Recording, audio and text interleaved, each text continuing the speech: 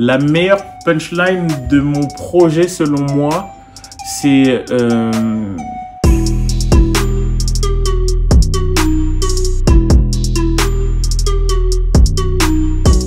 dès le début, je vais tricher.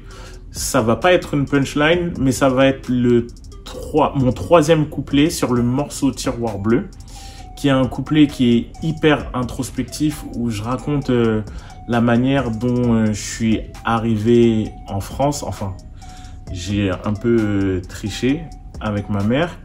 Et c'est une partie en fait que j'ai faite en impro, dans le noir, en cabine, et ça s'est fait d'un seul. C'est comme si limite il y a quelqu'un qui écrivait directement dans ma tête et qui me soufflait ce que j'avais à dire, et j'ai pu raconter ça comme ça, machinalement.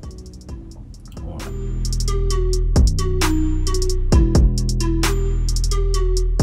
Ça va être une punchline de Jacques Brel. C'est surtout, même dans la manière de l'interpréter, il dit et plus le temps nous fait cortège, et plus le temps nous fait tourment. Et c'est tellement faux, c'est tellement vrai, et la manière dont il roule les airs, tu sens vraiment le temps passer.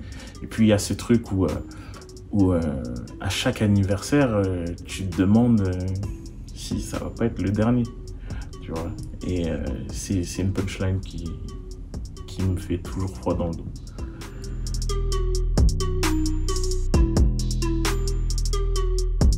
Je veux pas prendre une de mes punchlines, je pense à une punchline de Luigi, quand il dit j'ai l'impression d'être prisonnier d'un cycle, chaque fois que la prophétie se manifeste, les femmes partent et les amis restent.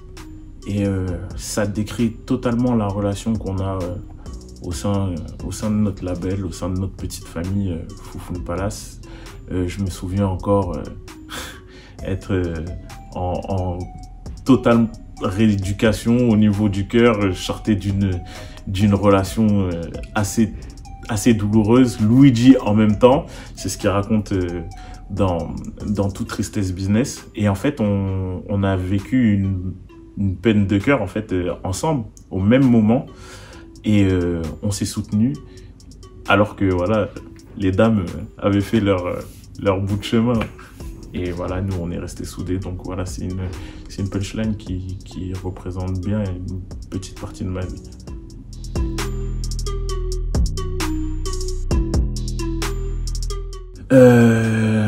J'ai giflé un pote blanc qui m'a dit: on dit quoi mon négro wesh? Quand je regarde dans le rétro, il y avait de l'amour dans mon geste.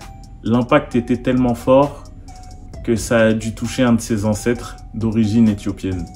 Et en fait, c'était un camarade de classe hollandais qui s'appelait Luc Auchlot et qui m'avait dit alors négro, ça va? Tu vas bien mon négro? Et puis il y avait une petite gifle qui est partie, et l'image est marrante parce que je dis que la gifle était tellement forte que ça a dû toucher un de ses arrière-grands-parents qui devait être éthiopien alors que lui il est hollandais, quoi. Donc l'impact a dû parcourir tout un arbre généalogique. Et donc voilà, c'est une punchline qui est assez sympa. Et je m'entends toujours bien avec lui, hein, vous inquiétez pas, tout se passe bien.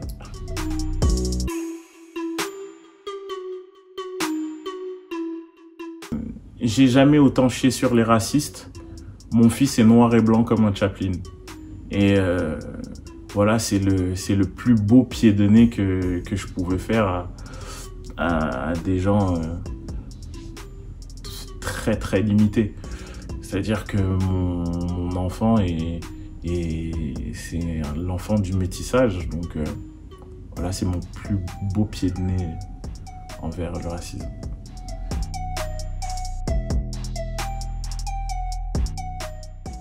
Je ne sais pas si c'est la plus belle punchline du rap français, mais en tout cas, pour moi, c'est une punchline de d'Oxmo Puccino, dans laquelle il dit perdre sa mère, c'est pire, demande à Pitch, t'assure, t'as pas saisi, essaye d'enlever la mer de la Côte d'Azur.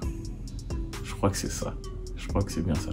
Et ça montre à quel point c'est difficile de perdre sa maman quand sa maman c'est le pilier.